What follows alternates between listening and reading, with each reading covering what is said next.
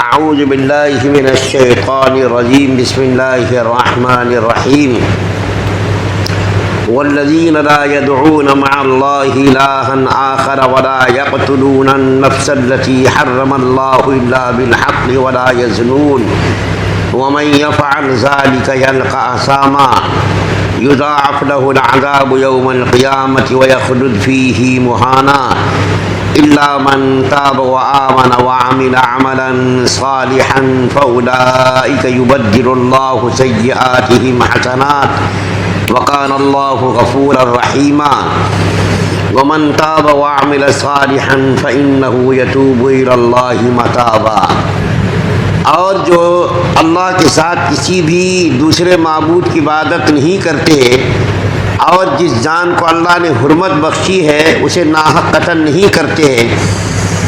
اور نہ وہ زنا کرتے ہیں، اور جو شخص بھی یہ کام کرے گا اسے اپنے گناہ کے وبال کا سامنا کرنا پڑے گا۔ قیامت کے دن اس کا عذاب بڑھا کر دگنا کر دیا جائے گا اور وہ ذلیل رسوا ہو کر اس عذاب میں ہمیشہ ہمیشہ رہے گا۔ ہاں مگر جو کوئی توبہ کر لے، ایمان لے آئے اور نیک عمل کرے تو اللہ تعالیٰ ایسے لوگوں کی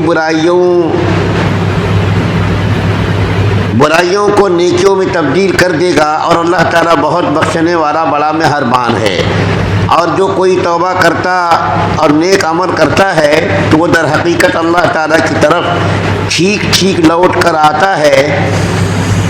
سورہ فرقان کی 68 سے لے کر 71 نمبر تک کی آیات آپ کے سامنے پڑھی گئی ہے۔ اس سے پہلے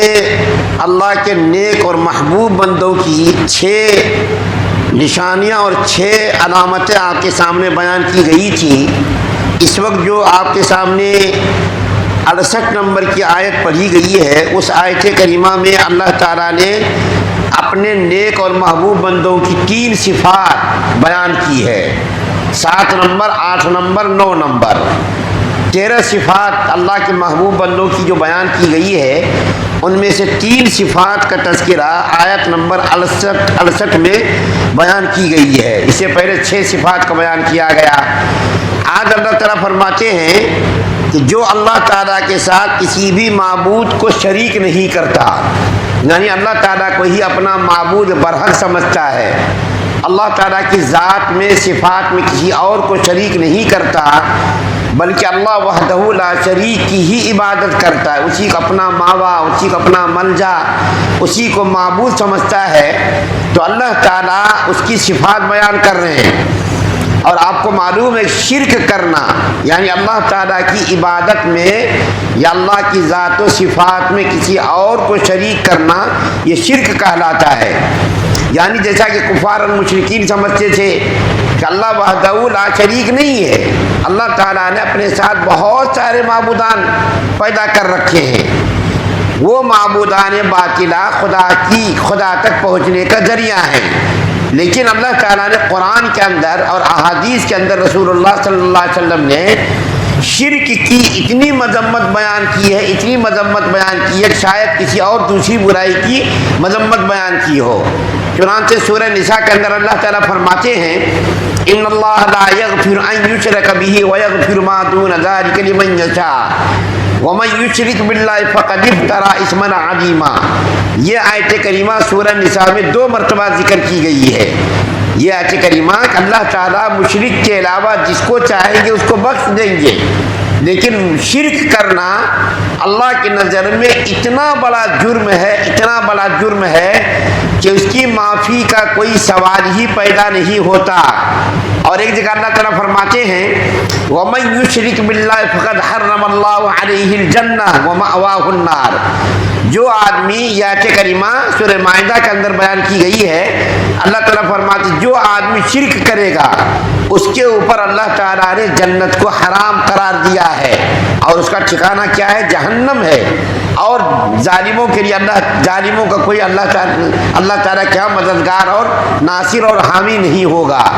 تو شرک کی اتنی مذمت بیان کی گئی ہے قرآن اور احادیث کے اندر کہ اللہ کے رسول صلی اللہ علیہ وسلم نے حضرت معاذ رضی اللہ تعالیٰ عنہ کو 10 نصیحتیں فرمائی تھی۔ ان 10 نصیحتوں میں ایک نصیحت یہ بھی تھی کہ اے معاذ شرک کسی صورت میں بھی مت کرنا، چاہے تم قتل کر دیے جاؤ، چاہے تم جلا کیے جاؤ، چاہے تم کو مار دیا جائے، لیکن اللہ کے ساتھ کسی اور کو شریک مت کرنا۔ تو اللہ تعالیٰ جو ہے 7ویں صفت محبوب اور مقبول بندوں کی بیان کر رہے ہیں کہ اللہ کے ساتھ اس نے کسی کو شریک نہ کیا ہو، اور 8ویں صفت بیان کر رہے ہیں کہ اور کسی انسان کو اس نے بغیر ناحق کے قتل نہ کیا ہو، کسی انسان کو بغیر ناحق کے اس نے قتل بھی نہ کیا ہو، اور نہ تو اس نے زناکاری کا ارتکاب کیا ہو، 9ویں صفت بیان کی گئی، تو نہ تو اس نے شرک کیا ہو، نہ تو کسی کو ناحق قتل کیا ہو، نہ تو اس نے زناکاری کا ارتکاب کیا ہو۔ یہاں پر ناحق قتل کرنے کا مطلب دیکھیے کیا ہے، بغیر قصور کے قتل کرنا، جیسا کہ دیکھیے آج دنیا کے اندر ہو رہا، لاکھوں انسان مارے جا رہے ہیں، پتہ ہی نہیں چل رہا ہے کہ کون سا انسان کس جرم میں مارا جا رہا ہے۔ آپ اندازہ لگائیے صرف عراق کے اندر اور افغانستان کے اندر، شام کے اندر 30-40 لاکھ لوگ مار دیے گئے، اور کسی کو یہ بھی پتہ نہیں کہ کس لیے ہم مر رہے ہیں، ہمارا قصور کیا ہے۔ فلسطین کے اندر دیکھیے ابھی 50,000 سے زیادہ لوگ مر گئے، چھوٹے چھوٹے معصوم بچوں کو قتل کر دیا گیا، ٹینکوں سے توپوں سے اڑا دیا گیا، بمباری کر کے اسپتالوں میں بمباری کر کے مار دیا گیا۔ کسی کو یہ معلوم ہی نہیں کہ کون سا قصور ہے، لیکن 3 صورتوں میں انسان کو قتل کرنا جائز ہے، اس کے علاوہ کسی صورت میں بھی قتل کرنا جائز نہیں ہے۔ 3 صورتوں میں کسی کو بھی قتل کرنا جائز ہے۔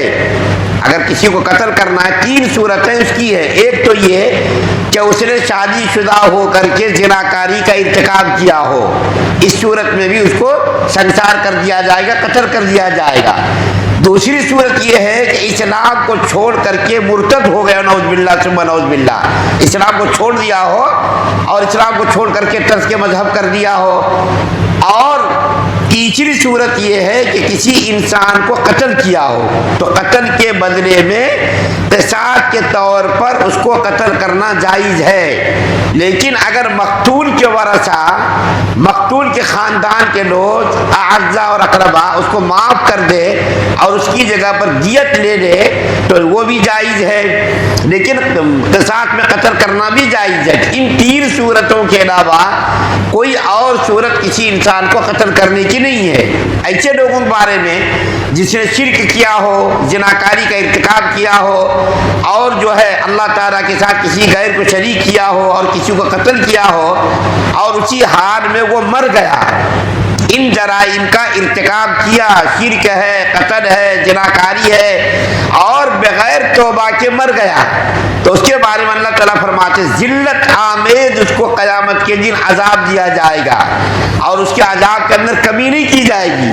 بلکہ اس کا یضاعف لہ العذاب، اس کا عذاب ہمیشہ بڑھتا رہے گا، اللہ تعالیٰ اس کے عذاب کو بڑھاتے رہیں گے۔ یہ کس کا ذکر ہو رہا ہے؟ یہ کافروں کا ذکر ہو رہا ہے۔ قیامت کے دن مسلمانوں کو اللہ تعالیٰ جہنم میں ڈالیں گے، اس لیے نہیں ڈالیں گے کہ جہنم کا وہ مستحق ہے، بلکہ دنیا کے اندر جو اس نے گناہوں کا ارتکاب کیا اور بغیر توبہ کیے مر گیا، لیکن ایمان کے ساتھ مرا ہے۔ اگر کوئی مسلمان ایمان کے ساتھ مرا ہے لیکن اس نے کچھ گناہ کبیرہ بھی کر لیا تھا، گناہ کبیرہ کر کے بغیر توبہ کے مر گیا، تو اللہ تعالیٰ اس کو جہنم کے اندر ڈال کر کے پاک صاف کریں گے، جیسا کہ لانڈری میں کپڑے وغیرہ ڈال کر کے اس کو پاک صاف کرتے ہیں دھوبی لوگ، اسی طریقے سے سونار لوہے کو، سونے کو آگ کے اندر پکا کر کے اس کو بالکل پاک صاف کرتا ہے، اسی طریقے سے اللہ تعالیٰ جہنم کے اندر مومن بندوں کو ڈالیں گے، گناہگار مومن بندوں کو جو توبہ کیے بغیر مر گیا، ایسے لوگوں کو جہنم کے اندر ڈالیں گے، ڈال کر کے اس کو پاک صاف کر کے نکال کر کے پھر جنت کے اندر ڈالیں گے۔ لیکن کافروں کے بارے میں اللہ تعالیٰ فرماتے ہیں کافر لوگوں کو، مشرک لوگوں کو کسی صورت میں بھی جہنم سے نکالا نہیں جائے گا، ہمیشہ ہمیشہ جہنم کے اندر وہ کافر مشرک رہیں گے، اور اس کے عذاب کے اندر اضافہ ہوتا جائے گا، کمی نہیں ہوگی۔ بلکہ عذاب کے اندر اضافہ ہی ہوتا جائے گا، کمی ہونے کے بجائے اضافہ ہی ہوتا جائے گا۔ اور آگے اللہ کیا فرمایا؟ خلد فیہ مہانا، اور اس کے اندر ہمیشہ ہمیشہ، یعنی کافر اور مشرک لوگ ہمیشہ ہمیشہ جہنم کے اندر رہیں گے، اس سے اس کو کبھی نجات نہیں ملے گی، کبھی اس سے اس کو نکالا نہیں جائے گا۔ لیکن مسلمان بندوں کو جہنم کے اندر ڈال کر کے پاک صاف کر کے اس سے کسی نہ کسی وقت، چاہے کسی وقت ہو، چاہے 1000 سال کے بعد ہو، چاہے 50,000 سال کے بعد ہو، اس کو نکال کر کے جنت کے اندر اللہ تعالیٰ ڈالیں گے۔ ایمان اگر ہوگا تو، ایمان کے ساتھ اگر کوئی گیا ہوگا تو مومن بندے کو چاہے وہ رائی کے دانے کے برابر ہی ایمان کیوں نہ ہو، اس کے ایمان کی برکت سے اللہ تعالیٰ جہنم سے نکالیں گے۔ لیکن مشرک لوگوں کو جہنم سے نکلنا کبھی بھی نصیب نہیں ہوگا، اور ہمیشہ ہمیشہ اس کے اندر اس کو ڈالا جائے گا، اور اس کے عذاب کے اندر اضافہ ہی ہوتا جائے گا، اس کے عذاب کے اندر کمی واقع نہیں ہوگی۔ تو میں نے آپ کے سامنے پوری جو آیتیں پڑھی ہیں، ان پوری آیتوں کا میں نے خلاصہ بیان نہیں کیا وقت کے زیادہ ہونے کی وجہ سے، صرف میں نے 68 اور 69 نمبر کی 2 آیتوں کو خلاصہ آپ کے سامنے بیان کیا۔ ایک تو یہ کہ 68 نمبر میں میں نے بیان کیا نیک اور محبوب بندوں کی صفات کو، وہ شرک نہ کرتا ہو، شرک نہ کرتا ہو، زناکاری کا ارتکاب اس نے نہ کیا ہو، اور اس نے جو ہے قتل بھی نہ کیا ہو، تو یہ جو ہے نیک لوگوں کی علامت بیان کی گئی۔ لیکن مشرک لوگ جس نے شرک کیا ہو اور زناکاری کا ارتکاب کیا ہو، قتل ناحق کیا ہو، اللہ تعالیٰ فرماتے اس کو جہنم کے اندر ڈالا جائے گا، اور ڈال کر کے جہنم کے اندر ہمیشہ ہمیشہ کے لیے اس کو داخل کر دیا جائے گا۔